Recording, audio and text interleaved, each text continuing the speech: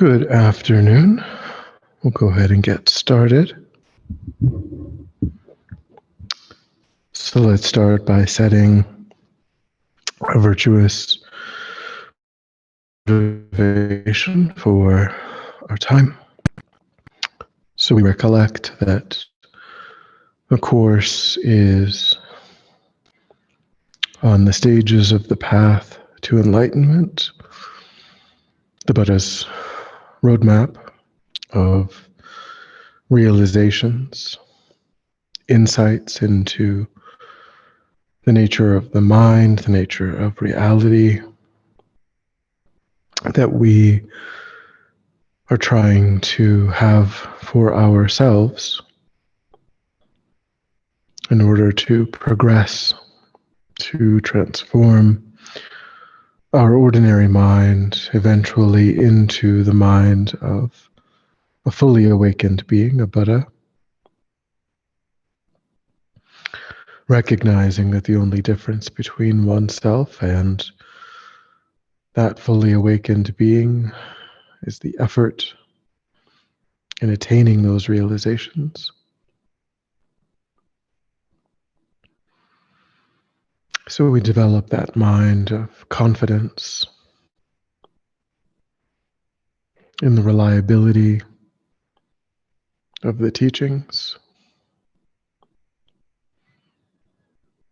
And we think that the purpose of traveling that path is to be of benefit to others.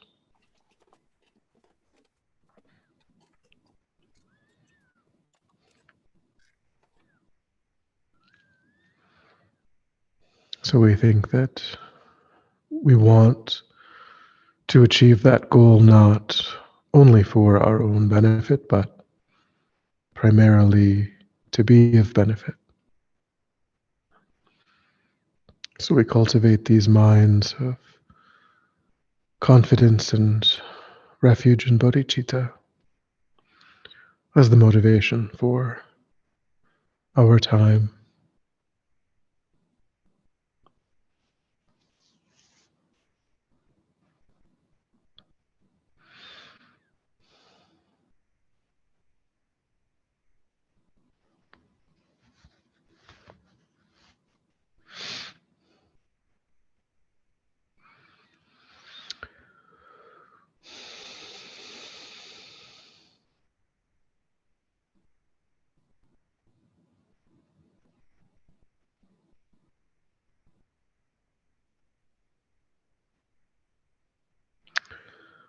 All right.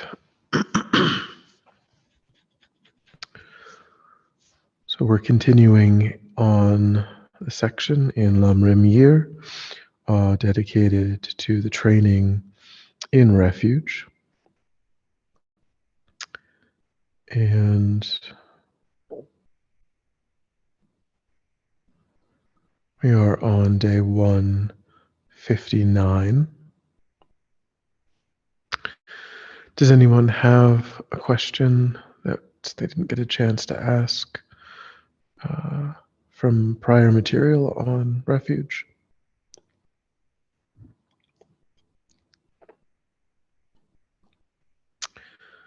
Okay.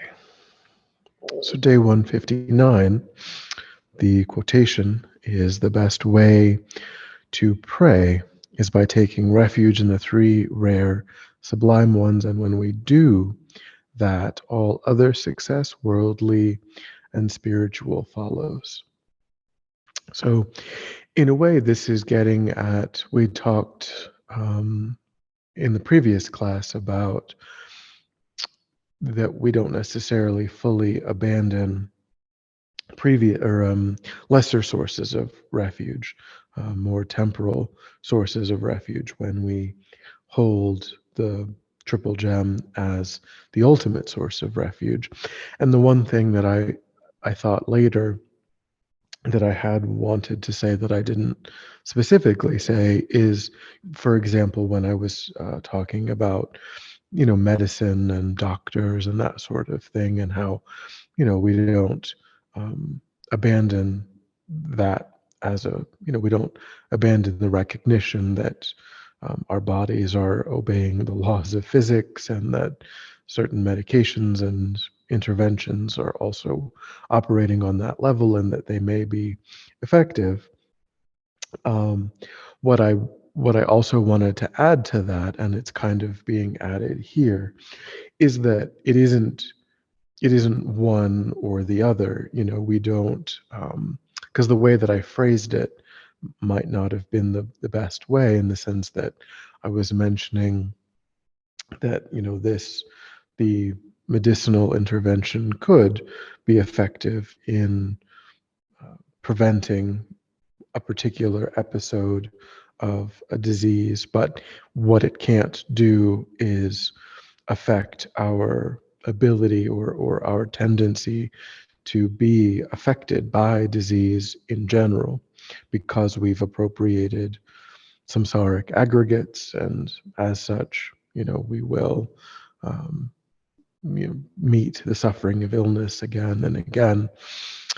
But what we also should add is that like I said, it's not one or the other. We can combine, and that's, I think what Lama Zopa here is saying is that combining both simultaneously is always kind of the best way to go. That as we are, um, embarking on a medicinal, kind of, you could say, Western medicine sort of intervention, we don't, we also join that with taking refuge in the Buddha, the Dharma, and the Sangha.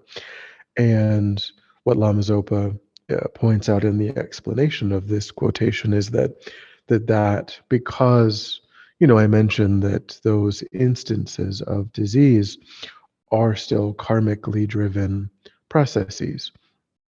And so, um, if we, could be that we see a relationship between a surgery or a medication and a positive result, but that's not working on the level of karma. That's working on the level of, physics and chemistry and so on.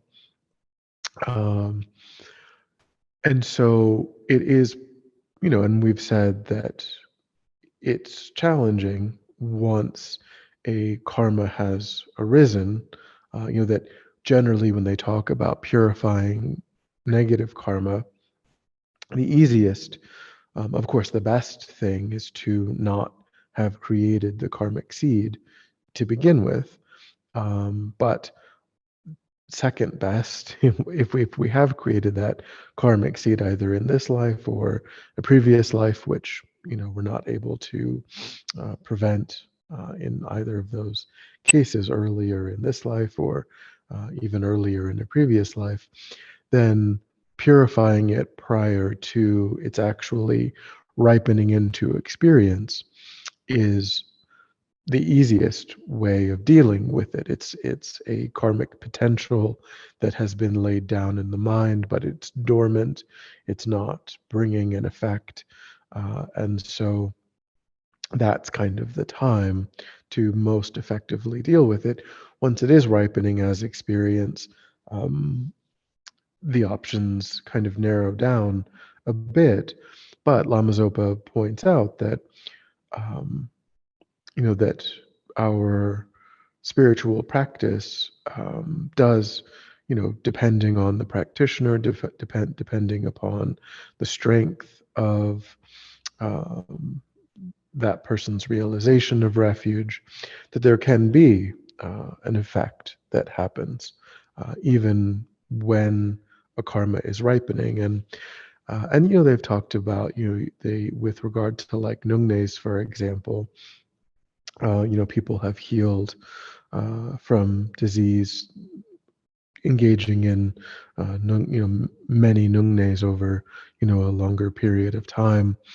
That's the purification practice, where it's kind of like a 3-day practice where there's fasting and um, uh, praises to the Buddha of compassion, Avalokiteshvar in thousand armed form and different things. And so, you find historical examples of people who credit spiritual practice with affecting the ripening of negative karma as well, even after it has ripened. So, I think we need to be kind of um, careful in terms of not just deciding that that's all that we, should do.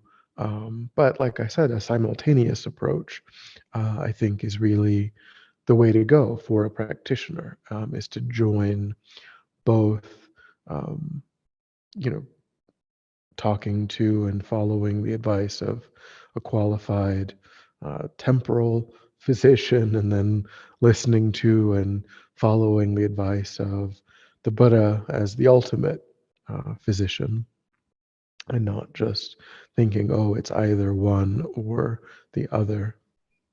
Um, and sometimes people, if people have a guru and they have a lot of confidence in their guru, they will they'll go to their guru when illness is arising for kind of the ways in which specifically it might be most effective. And that's part of refuge, because we're seeing the guru as Buddha. um, so that's related to our refuge practice, in our confidence that our guru can give um, good advice on specifically how to relate to illness in a spiritual way, or even just hardships in general. It doesn't have to be illness. Could be consistent um, you know difficulty in obtaining resources, or other karmic ripenings in our life that we're finding to be obstacles.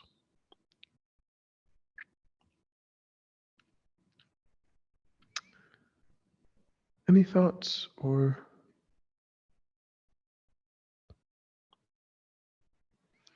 questions about that?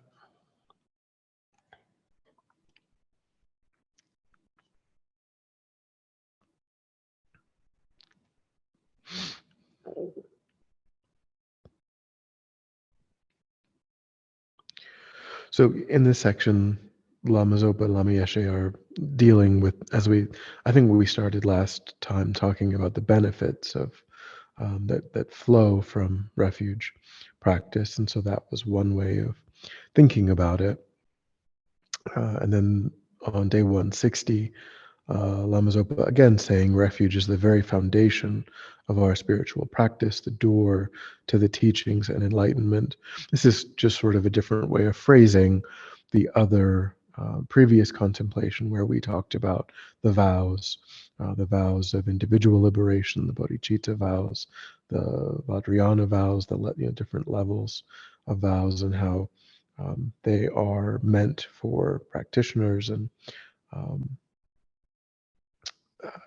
here, I think this is, to me, um, this is relating it to perhaps not only specifically the vows and the importance. We've talked about how the Buddha has really stressed the benefit, the supportive benefit of vows for one's spiritual development. Um, but then also you have the individual contemplations, the actual Lamrim realizations that we are trying to engage in. And here, to me, what this is kind of getting at is that when that if we don't have a strong refuge practice, then we're kind of questioning or ambivalent about how far we should, what's sufficient, how far we should take things. And because not all of the contemplations are easy or fun, or sometimes it can be really confronting and overcoming even the subtlest delusions and afflictions requires a lot of inner strength. And I think what Lama Zopa is saying is that that inner strength comes from the strength of our refuge. Because, when we're alone, when we don't really see that, that there's a harm to something, but the teachings are um, suggesting that we should take our attachment, seriously and try to overcome attachment, or, um, you know, then we might think that it's good enough, not to progress to the deeper, more difficult contemplations and higher levels, because um, we don't really believe in our ability to achieve the Buddha's enlightenment, um, and we don't. Um, there's just sort of an inertia there, that where it's easier to think, well, yeah, I should meditate on love and compassion, and those are good, but really looking at um, you know, our attachments and our jealousies, and um, the things that give rise to conflict, the ways that we excuse getting angry and being, aggressive, um, those kind of subtler things, um, without a really strong foundation and refuge.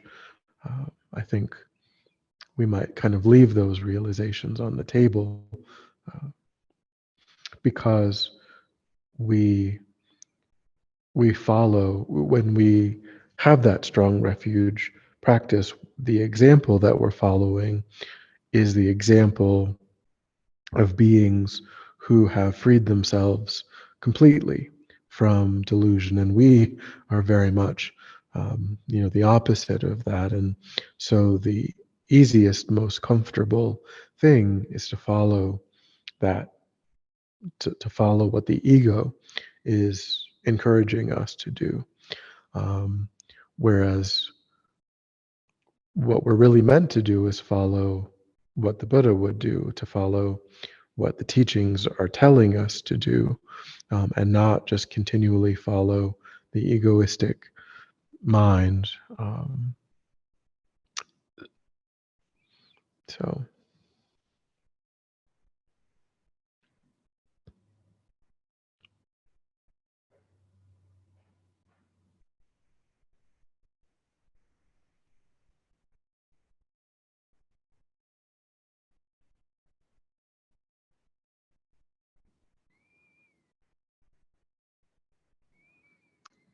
any thoughts or questions so far?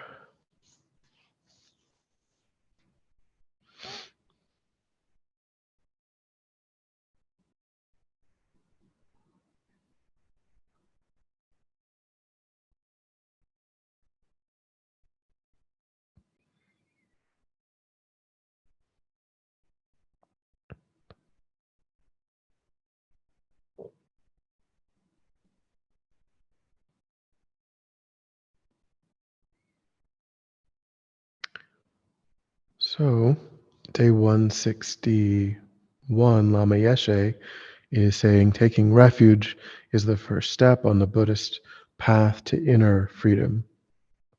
And here we're starting to look more so at the training in refuge. And this is really, this first contemplation is kind of looking at like what His Holiness always says, in terms of, if the quotation is, if you can't actively benefit someone, the least you have to do if you have taken refuge is to not harm them, to not, and that's kind of the foundation of our, we should try to find ways of working, for people's benefit. But if we feel like in that moment we don't really know how, then the minimum level for someone who's on the Buddhist path is really to never engage in an action that brings about any harm to any sentient being as best we can. Because he says, once we've formally taken refuge, we assume a certain responsibility for our behavior. So this is, indirectly getting at the 5 lay vows and the refuge precepts, the refuge commitments. He says we should watch our mind and examine the inner processes of action and reaction. What is my mind doing? What impulse is arising?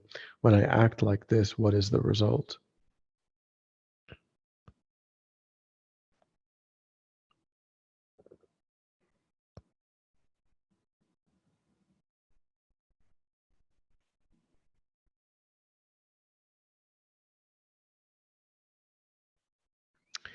And then he discusses in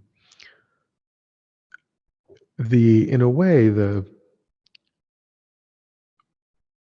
guidelines, because when we take refuge, of course, then we're deciding what body of wisdom, what sources of wisdom are reliable and what are not reliable, and turning away then from the less reliable sources and turning toward the more reliable sources, the perfectly reliable sources.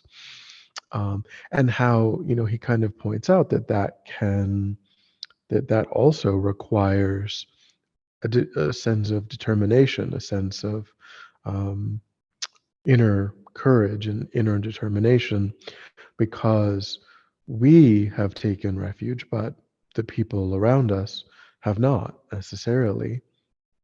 Um, and so we may still find ourselves in situations where the people around us are relying on those unreliable sources of information and protection.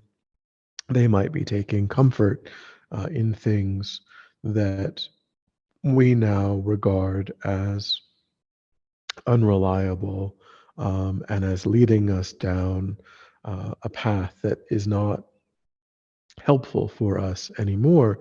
So that might mean that, our behavior in certain ways is changing, but the behavior of those people that we were connected to, their behavior might not be changing, and how that we might have to now navigate that in a more skillful way, where, if we stop um, spending as much time engaging in certain activities, or we stop putting ourselves in situations where we are concerned that our delusions might be activated or empowered more easily, then of course, no one's suggesting that we stop talking to people, but we need to be skillful about um, how we're interacting, and maybe we shift the kinds of places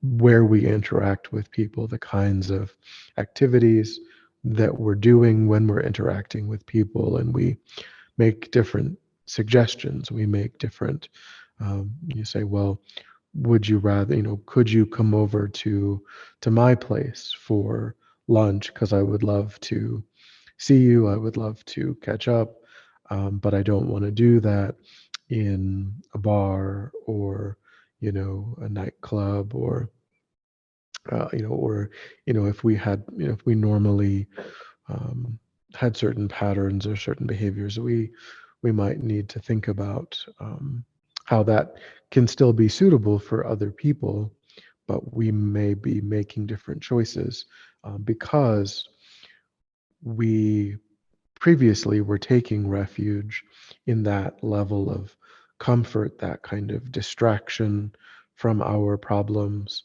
Um, and now we're recognizing that we can distract ourselves from our problems, but the problems are just going to compound if we do that.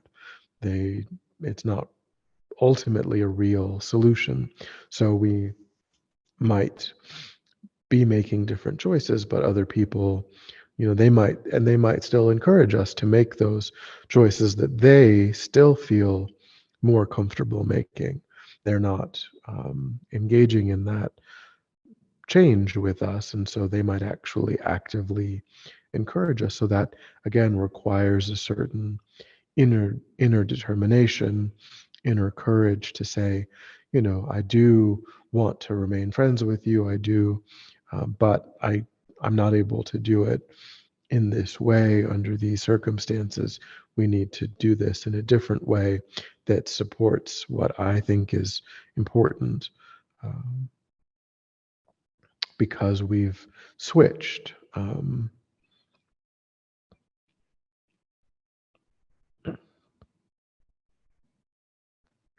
So this refers to, this is broadly, because the vows and the refuge commitments, they're part of showing us what to adopt and what to discard. And so part of that is our own behavior in terms of um,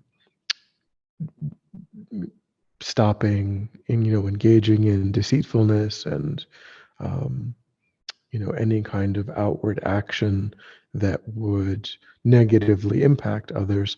But part of it is also taking responsibility for what kinds of environments, what kinds of experiences um, are not going to support our practice, what kinds of um, experiences and environments are going to be an obstacle for our own cultivation of these positive mental states, and then deciding to adjust our relationship with those. And then, at a certain point, we might become so stable in our practice that it's fine, that we don't, it doesn't interest us. Just like, if most likely if we were to see, needles containing, some really, really, uh, toxic um, drug that maybe has some pleasurable side effects, but, we could be in a room with that for most people. Um, and it's fine. We would just be like, that's, I have no interest in that. They kind of that the analogy, the Buddhist analogy, is like putting a bale of hay in front of a lion. The lion's like, no, I have no interest in following that. But for us, many things are triggering. Many things are going to empower the delusions. And of course, for some people, that syringe would be a problem. But for us, the problem could be alcohol, or it could be, you know, just, you know, whatever it might be, whatever kind of distractions or um, things that, or the people that we previously, we gossiped a lot with, or, what have you, just the people that have tendencies and that are not going in the direction that we are now going in.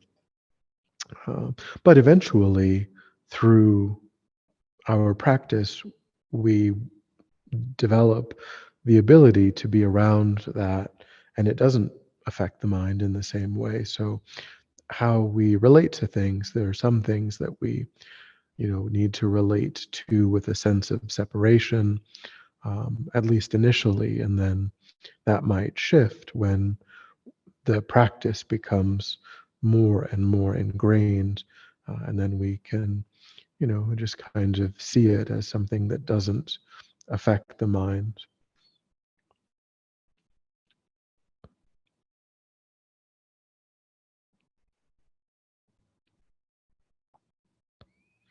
So what we, this idea of what we adopt and what we discard is coming from the Buddha, the Dharma, and the Sangha, rather than coming from just random people that we know who are encouraging us to, act in ways that are more worldly, that are less reliable.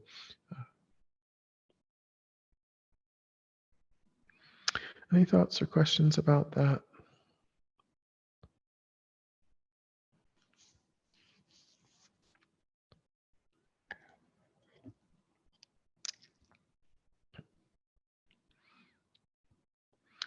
So the next contemplation is addressing a specific refuge commitment. Lama Zopa Rinpoche, the quotation is, we should train our mind to see all holy objects as manifestations of the Buddha. So this is a specific refuge commitment that is being addressed here, that we have we train in developing respect for any representation of a holy object.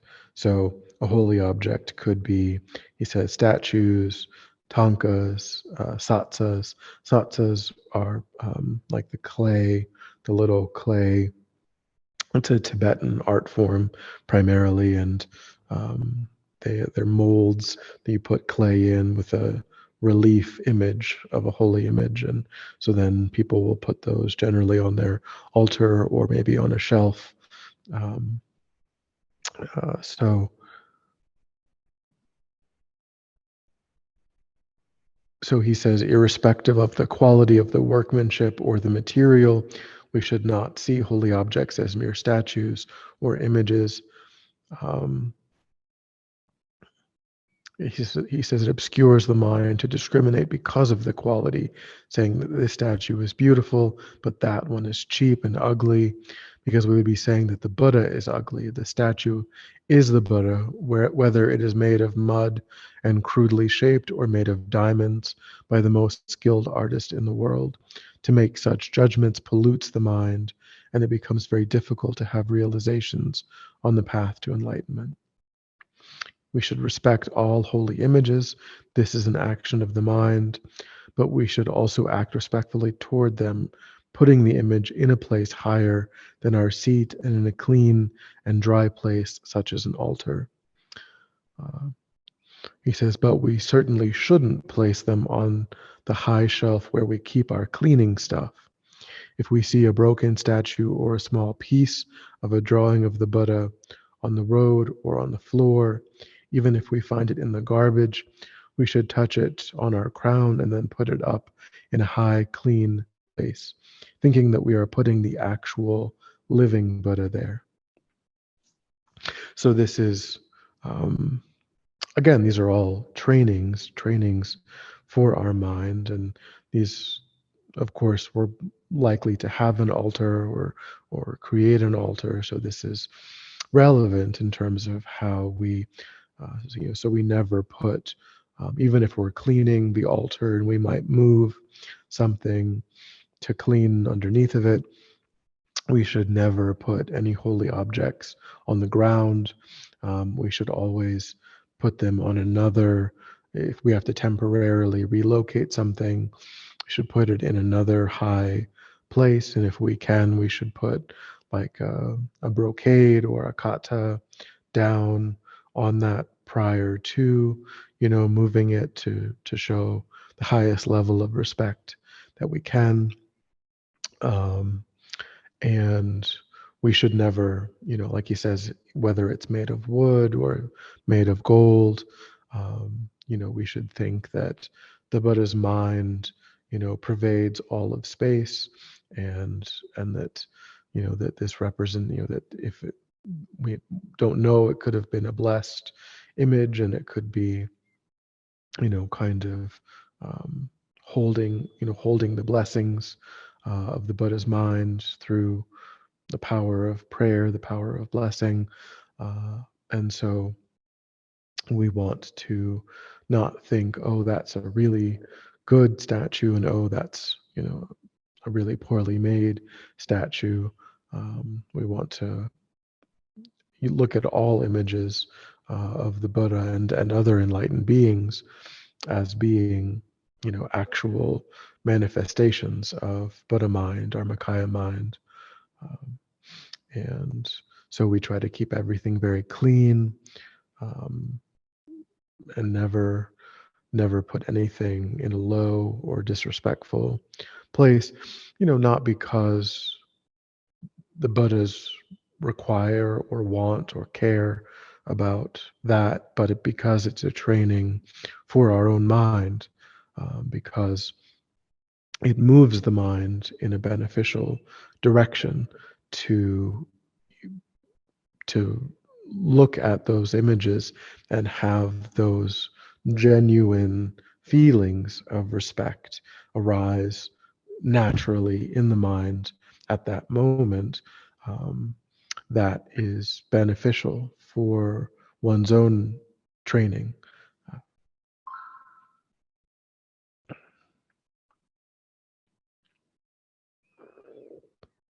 Any thoughts or questions about that refuge commitment?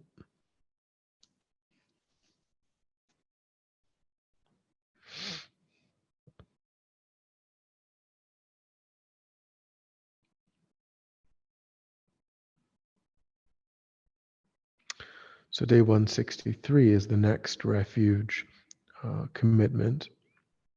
Treating, the quotation is treating every Dharma text as sacred is an important mind training that plants the seeds for realizations to come. He says, because Dharma texts represent the holy mind of the Buddha, they themselves are holy. Many beings have attained high realizations and enlightenment through studying these texts, which contain the key to all attainment and happiness. When we see a Dharma book, we shouldn't just see it as sheets of paper bound together, but as the Dharma jewel, putting our palms together in the prostration, mudra, and praying that we can realize the entire Dharma through the wisdom within its pages. When we see scriptural collections like the Kangyur and Tengyur, we should always pray to have their blessing and one day realize uh, all that is within them. He says, because the Dharma is the cause of all happiness, texts should be revered by keeping them in a clean, high place. They should never be put in dirty places on the floor or under a bed, and never be taken into a bathroom. Disrespecting them in such ways creates huge obstacles in our mind, making spiritual development difficult. With a real sense that they are sacred, we should place Dharma books very neatly and attractively on high shelves and never mix them with novels, otherworldly books, or magazines.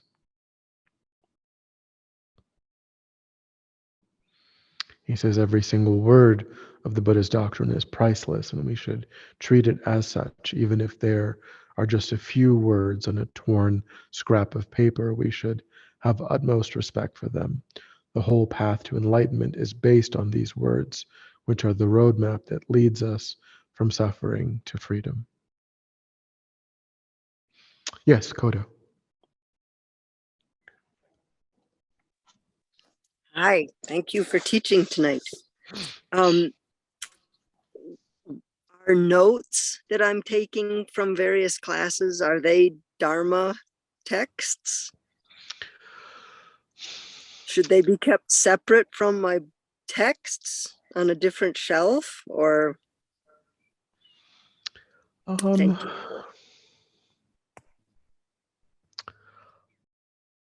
I mean, I think that there's still a difference between, because we're ordinary beings, our notes are still I mean, they're helpful, of course, but they represent like our more limited understanding of the material.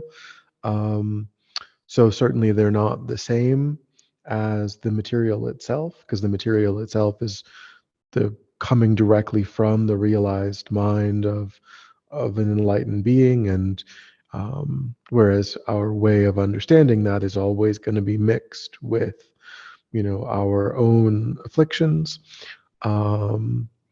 So I don't think that there's any specific training in seeing our notes. Um, I think it's helpful. I mean, I don't. I think that I think that we can. I think that it can be helpful to see them as different than novels, and because it is still related to the teachings. Um, so I think that it's helpful to, maybe if we're studying worldly things and we're studying and we're taking notes on both, then I think it's good to have separate notebooks, for that, if we're taking classes or, yeah. So Mike, it's a specific question only about Dharma books. I have in my van, I have a shelf that I keep putting more and more books on. But I also take notes to classes about those books. And should I store my notes on the same shelf next to those Dharma books, or should I keep my personal written notes separate on a different shelf, is what I'm asking. It's not about anything worldly. It's only Buddhist Dharma texts. Yeah.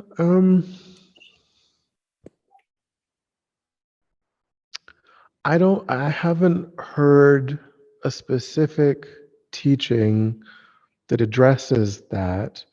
Lama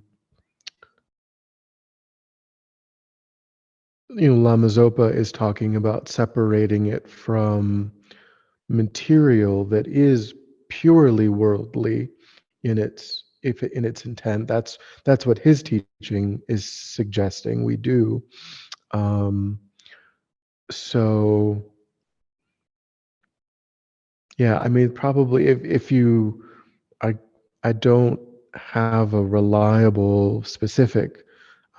I think that it's fine to keep it like generally together. I don't know if you wanted to have like one shelf above and then one shelf right below, um, but um, yeah, I don't have a specific. For me, I mean, if it were me, all I can say is, I can't say that this is the answer based on like this text or this teaching. Probably I would keep them like together in the sense of like, not in different rooms, or, I mean, in your situation, maybe it's a little bit different. You don't have maybe a bunch of different, but just, I mean, for me, I would probably um, put them on separate shelves, but together, close together, recognizing that they're like, the same, but also a little bit different.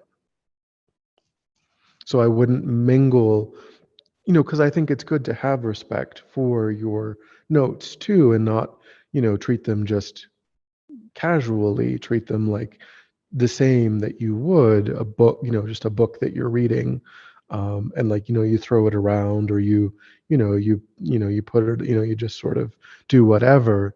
So I'd have a respect for it, but for me, I would use two different shelves. Um, but that's just my, I'm not saying that's the right answer. I'm just saying that's how I would think about it.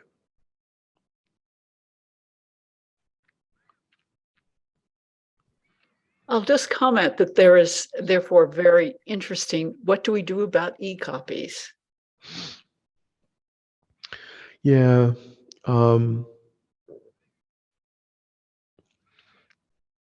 I think I know that this also came up. I mentioned the discovering Buddhism um, teachings, and maybe I know that Shayla was maybe there more than I was. I know that it came up, and I think that Venerable Pema, indicated that if we're choosing, that we still want to. I mean, it can be difficult to treat every device that we have in the same way, but that maybe we should try. But I don't know if Shayla can remember specifically what Venerable Pema said when that came up. The only thing I can remember is that she said that when highlighting or taking notes in a Dharma book, to maybe use a gold highlighter, something, you know, very, very, so it doesn't damage her. But she said not to throw your tablet on the bed. Can I add something? I can't remember. Yeah, Kodo. Can go I ahead. add? In one of my other classes, our teacher, who is amazing, as all of you guys are, and women too, he was with the Dalai Lama in a huge crowd, or no, he was with Lama Zopa. And Lama Zopa stopped the lecture, and reprimanded our teacher for putting his notebook or his electronic device, his little iPad or something, on top of a paper copy of a Dharma book, even though he was taking notes and reading the text from the iPad. And Lama Zopa stopped his talk in front of thousands of people and said, "Move that off of the Dharma." And he was like, "Oh my." So totally sacred.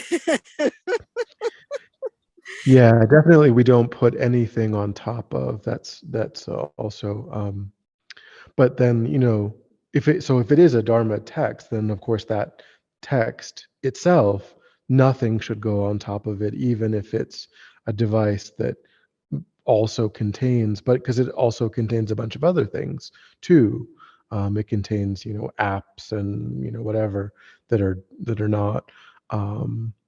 So that's definitely true. But then the question is like, can you never put your own phone, like, on? Because if you've downloaded something to your phone that, that has prayers, or, can you never put your phone on the floor? Can you never, so I think, in a way, I think it's, when you get to that level, I think it's kind of, all of these, because these are all trainings, right? This is meant for one's own mind.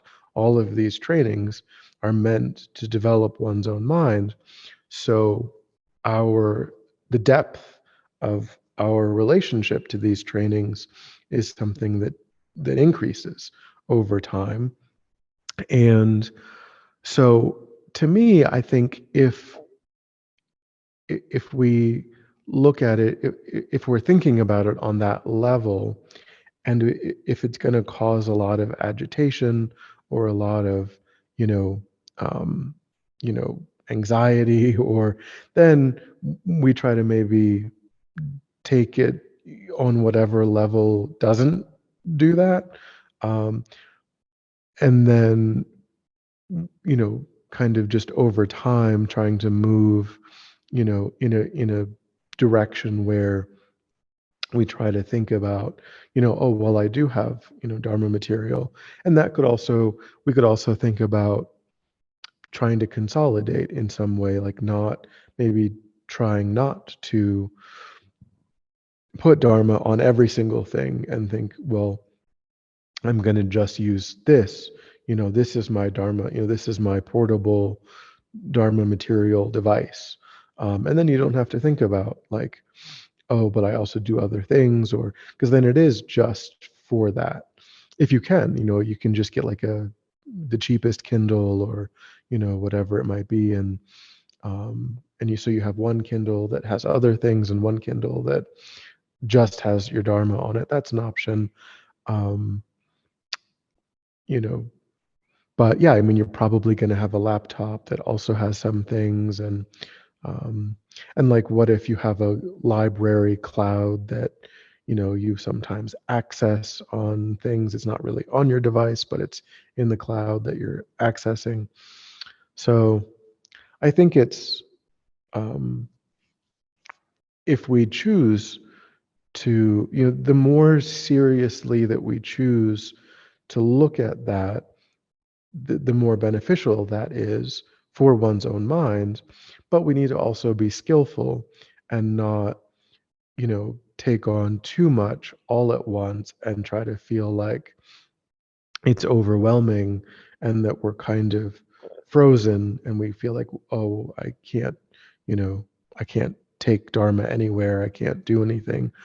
But the more we can remind ourselves, not to put things on the floor, not to step over things, not to put other things on top of things, to prevent things from getting damaged or dirty or stained or torn.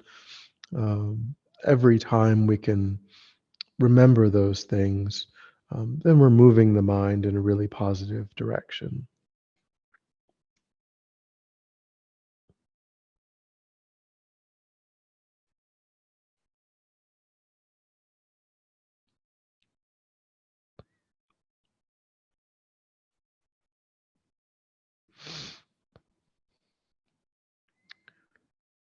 All right, we'll cover maybe one more.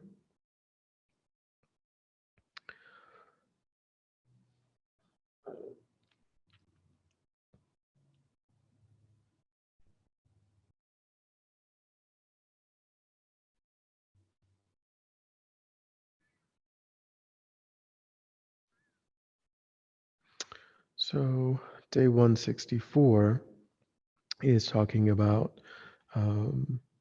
trying to see the conventional Sangha, those who are holding full ordination as monks or nuns, as an object of respect, an object worthy of generating respect.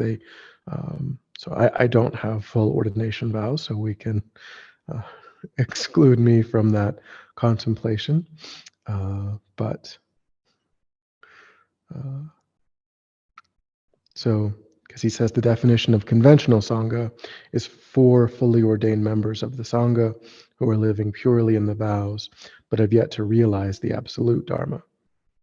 So we're here talking about the conventional Sangha rather than the Arya Sangha, but still generating respect for the conventional Sangha.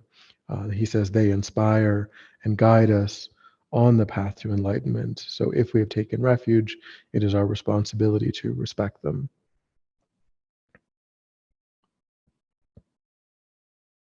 He says it might be easy to generate respect for high lamas, but the precept includes all Sangha, all monks and nuns.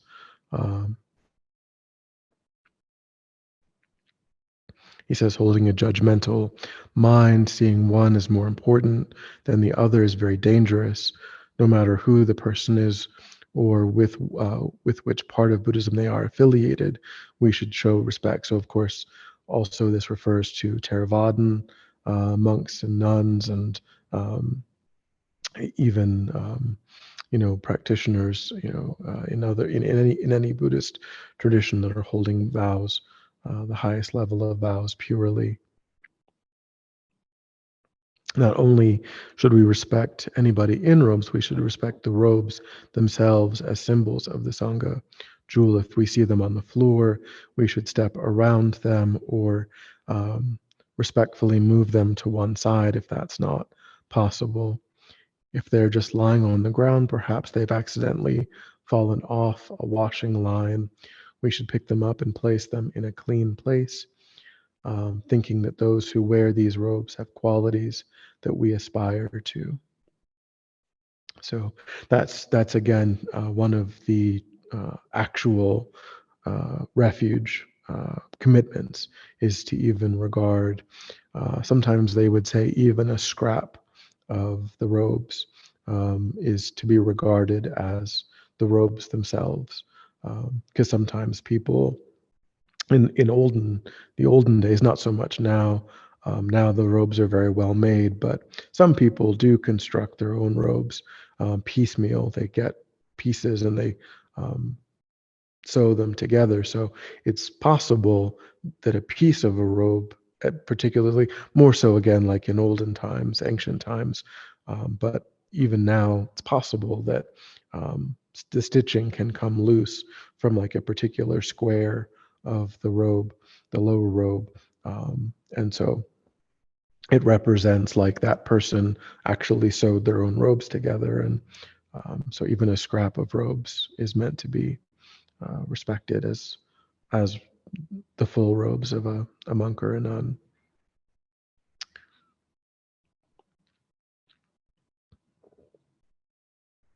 So yeah, and so I mean the important part of this too is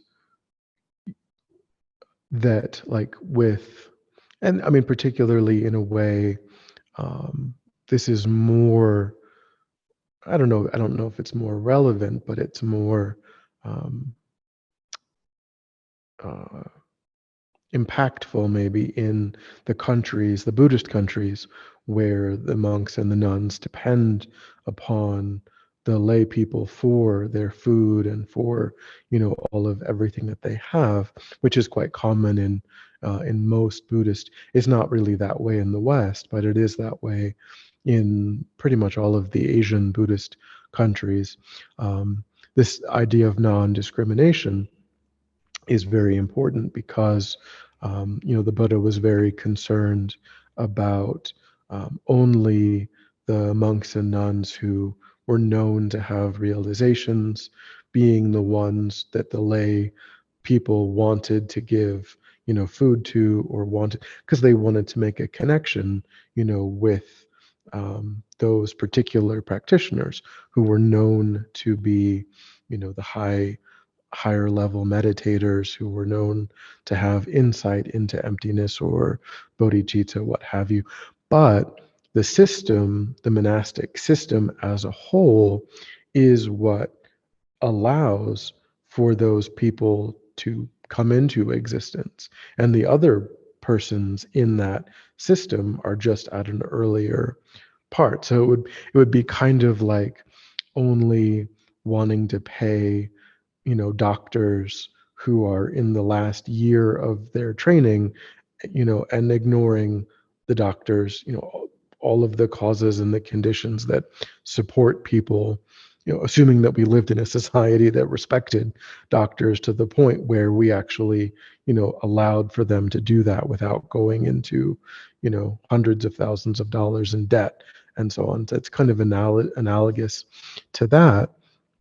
You know, you want to support the people who are engaging in all of those stages because they have to be supported in order to reach those high levels. And it isn't just, you know, well, once they reach them, then you start to respect, or then you start to support, because had they not been supported all along that process, they never would have been able to accomplish that result. So you know, even looking at, you know, the young monks and nuns, and thinking that they too need access to food and medicine and, you know, shelter and education, and they need to be able to, because then they'll become the people who have those realizations.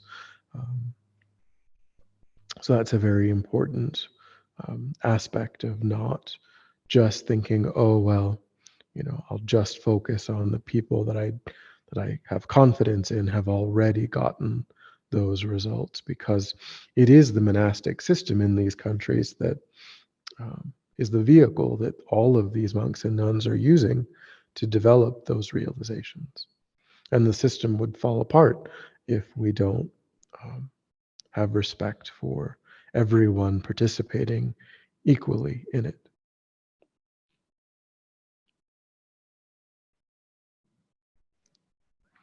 All right, that's the last contemplation that we will have for today. Any thoughts or questions?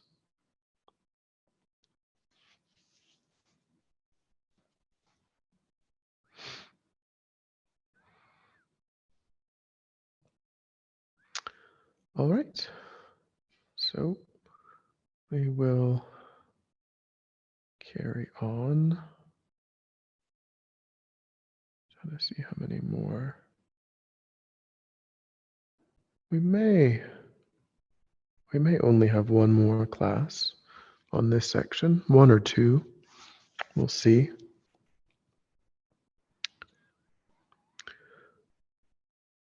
No questions? Okay, so we'll end with dedication. So we'll think about the altruistic motivation that we established and think that having listened and participated, contemplated the material, we've actualized that positive intention that has created positive energy in the mind that will ripen in beneficial ways in the future.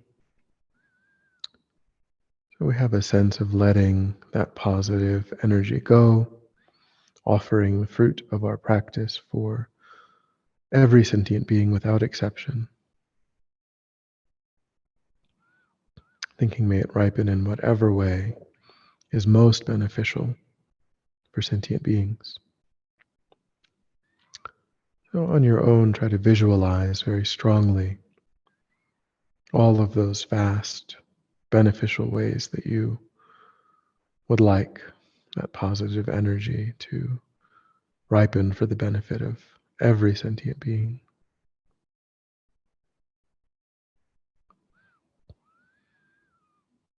And we can bring to mind too those that lost their lives today in the shooting in Louisville.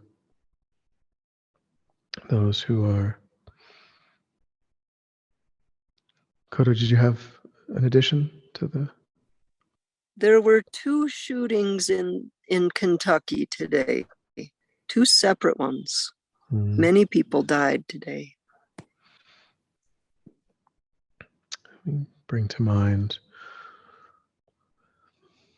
those who died in that state of fear and confusion.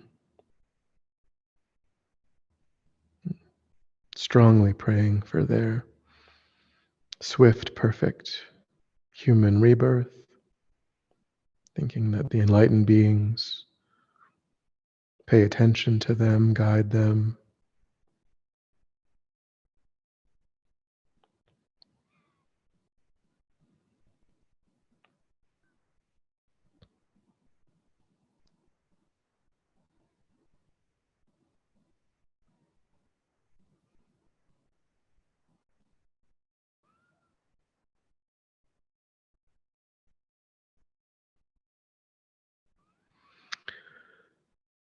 All right. So we will meet again on Thursday. And our Venerable Sage Kadro is here. She starts teaching tomorrow. So be on the lookout for that. Let your friends know. Have a good night.